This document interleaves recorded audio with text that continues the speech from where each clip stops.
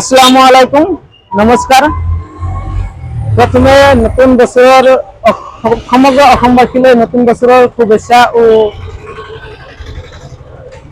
শুভকামনা জ্ঞাপন কৰিছোঁ।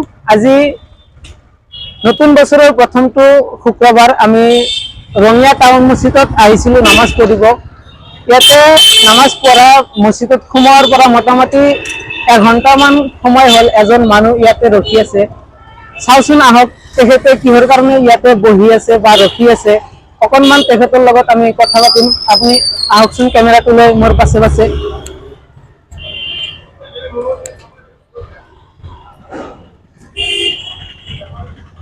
আপোনালোকে দেখা পাইছে এতিয়া বহুত সময় ধৰি ৰখি আছে। ইয়াতে আমি কথা পাতি চাম তেখেতে কিহৰ কাৰণে মানে ইমান সময় ৰাতি বহি আছে। অ নানিয়ে, কি খবৰ? কি খবৰ? খবৰ কি? আপোনাৰ ল'ৰা ছোৱালী আছে না? এটা আছে। এটা আছে। কি কৰে? কোনো কাম কৰিব নোৱাৰে। আপুনি আপুনি এনেকে নিজে কাম কৰি আছে তাৰমানে ন?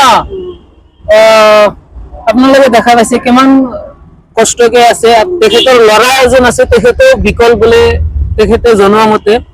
তো আমি যিহেতু আহিছিলো আজি নামাজ পঢ়িব ৰঙিয়া টাউন মছজিদত, ইয়াতে মানুহজন বহুত সময় হ'ল ৰখি আছে। তেখেতে আমি অলপ বজাৰ কৰিছিলো, তেখেতক দি যাম বুলি ভাবিছো। মানে আপোনাৰ কাৰণে অলপ বজাৰ আনিছো, আপুনি কি কয়, ল'বনে? কি বজাৰ আছে? ইয়াতে কিবা কিবি বজাৰ আছে, আপুনি লৈ যাবনে ঘৰত? পাৰিম। লওকচোন।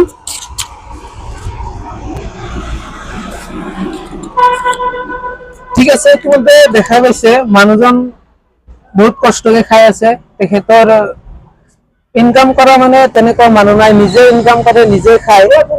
তেখেতে বহুত কষ্টকে ইয়াতে ইনকাম কৰি কেনে খাই আছে। আপোনালোকে এনেকুৱা মানুহক আচলতে সহায় কৰিব লাগে। এনেকুৱা মানুহক অলপ চৰকাৰে সহায় কৰিব লাগে। অৰুণোদয় বা তেনেকুৱা চৰকাৰী স্কিমৰ সহায়ত তেখেতক অলপমান সহায় কৰিব বুলি আশা কৰিছো। ধন্যবাদ।